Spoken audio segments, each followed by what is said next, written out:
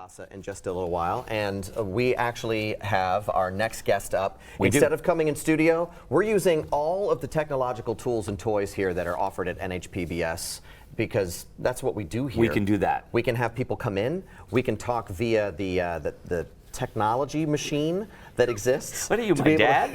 We can talk next to the squawk box. We're going to learn. We're going to talk to people through this box. This is how we roll. It's amazing technology. But we can also have online conversations, and I'm going to stop talking and let Greg do this. That's true. We are going to welcome to the evening Andrew Bullock, who is the executive director of the Mount Kearsage Indian Museum in Warner. We've already had some donations. People have called in and donated.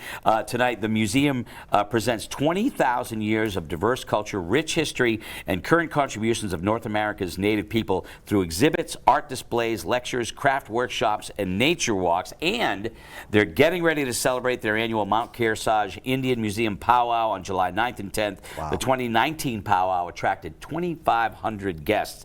And in 2020, more than 21,000 people around the world took part in virtual powwows. So tell us, Andrew, what people can expect. First, say hello. Nice to see you. Tell us what people can expect this year. It's great to have you with us. Sure. Hi, it's great to be participating with New Hampshire Gives this year.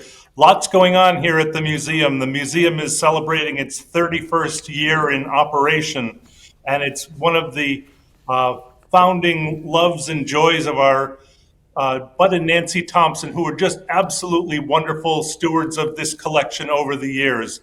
And recently, we were just recognized as one of the top 10 Native museums in the United States. So right here in Warner, New Hampshire, this hidden gem that is really just such an important part of the landscape. And we're one of the only museums in New Hampshire that is solely dedicated to Native America. And as you mentioned, our powwow is the highlight of our social calendar. And we've got 4 wonderful powwow drums who will join us to kind of host those celebrations. The property is just all manicured and ready to go, and we're so excited that people are going to be able to join us for an in-person powwow on July 9th and 10th. And it's great for people to see how Native American history and culture in New Hampshire is so rich, and now being, people are getting educated by it. They're getting to participate in it, and the wonderful, learning experience that is. I also know that you have a $7,200 match for the museum. Tell listeners how they can double their donations today.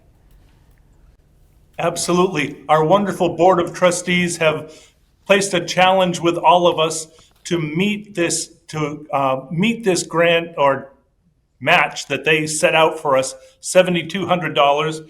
We're on our way, but we really need all of your help, and that will unlock all this $7,200 that we really need for our programming and workshops and things like that. So I know that we're going to get there. There you go. Andrew, talk a little bit about what's going on behind you. It looks like a really cool display that you have. What can people see? Absolutely. So I'm sitting in our contemporary art gallery, actually, but we recently hosted a Hopi Katsina Gala where we had a fantastic collection of 37 Hopi Katsina that were donated to the museum by Chuck Douglas, who's just a wonderful supporter of the museum. And a couple of weeks ago, we had a big event where we were able to welcome people to the museum to see some of this absolutely wonderful collection that spans 100 years of Hopi Kachina carvings. I'm kind of interested, and I don't know the answer, so I apologize, but I've heard of, near my area where I live, of different tribes that existed, Native American tribes that were local to my area. But how many different tribes were there in New Hampshire? Do you know the answer to that? Well, I think the first thing I would caution you on, here at the museum, we'd like to remind people that Native people are still here. So it's still, right. we try not to refer to them in past tense. Right. And it's one of the 2 things that we remind people is Native people here in New Hampshire are still a very vibrant community. Our land acknowledgement recognizes the Abenaki people as their indigenous homeland. And the Abenaki are also part of the Wabanaki Confederacy that comprises 5 other tribes in the area.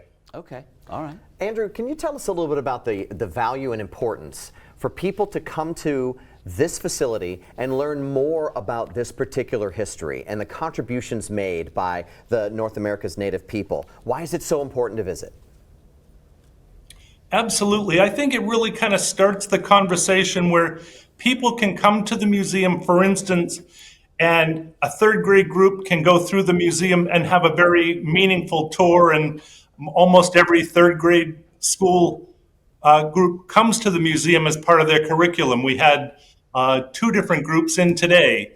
So what it does is help people to realize that it's not one monolithic culture. So the galleries are set up, there are 7 of them arranged geographically, so people can come into the museum and actually experience different regions all across North America and really understand that diversity of Native America that continues. And how wonderful is that to teach that to our younger generations, right? Growing up knowing that the culture existed then and exists today right here in the boundaries of our own Granite State.